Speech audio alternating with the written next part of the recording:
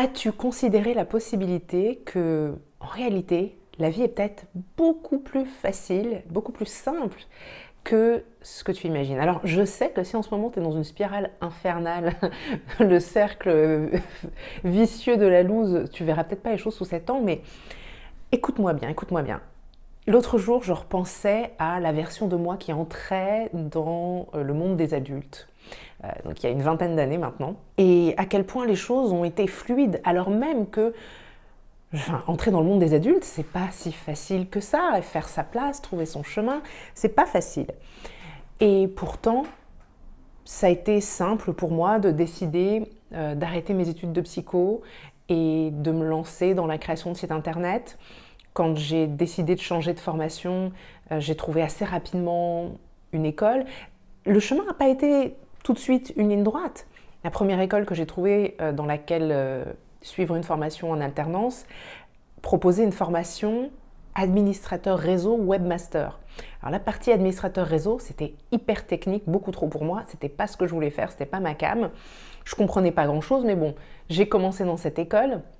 En parallèle, je devais trouver une entreprise et j'ai passé plusieurs entretiens. J'ai même passé un entretien, mais c'était un truc complètement dingue. J'ai passé un entretien qui était genre à 1h30 ou 2 heures de chez moi. Il fallait prendre bus, train, enfin la totale.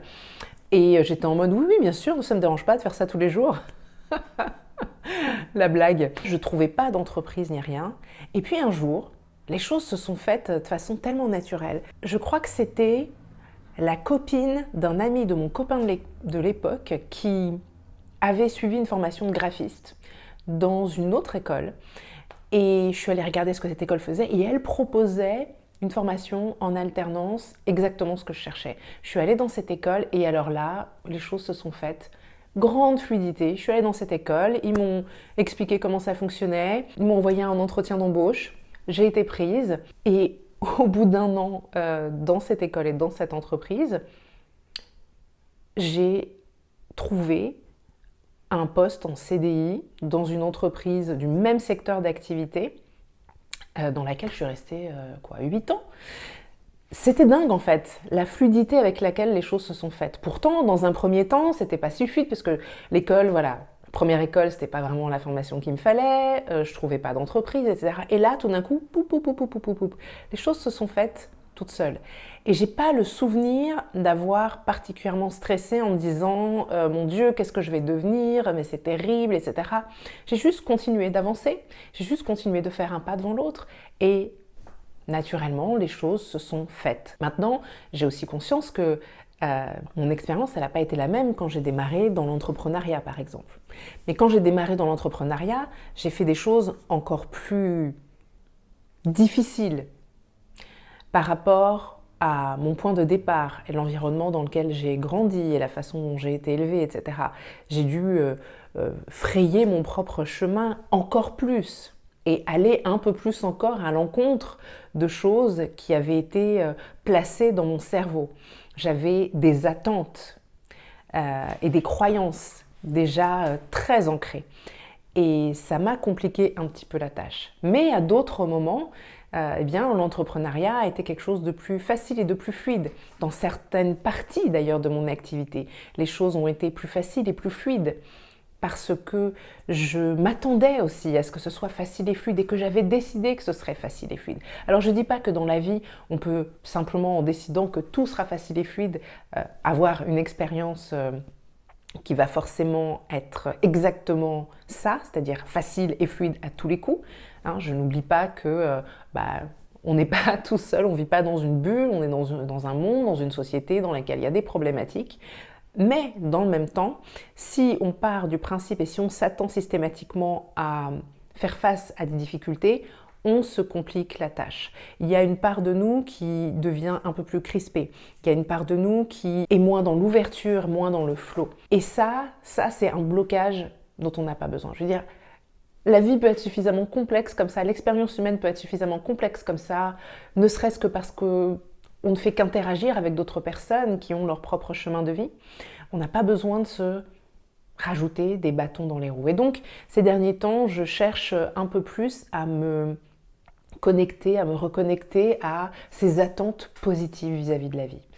J'attends le meilleur de la vie, je m'attends au meilleur de la vie, de l'univers, des autres. C'est pas une baguette magique, mais par moments, honnêtement, ça y ressemble. Alors si en ce moment, toi aussi, t'es dans une période qui n'est pas forcément agréable, je t'invite à commencer à mettre de la légèreté ou remettre de la légèreté dans ton quotidien. J'ai décidé en ce moment que j'allais danser un petit peu tous les jours, mettre la musique à fond et danser, seule, avec ma fille et mon mari, peu importe.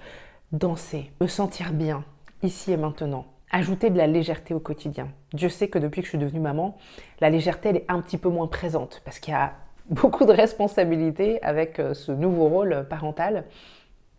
Mais c'est important pour moi de faire en sorte de conserver cette légèreté. Et avec cette légèreté, on est obligé, pour rester légère, de s'attendre à ce que tout se passe bien, de s'attendre à ce que la vie soit belle, de s'attendre à ce que je sais pas, nos prières soient entendues, ce qu'on manifeste vienne à notre rencontre également.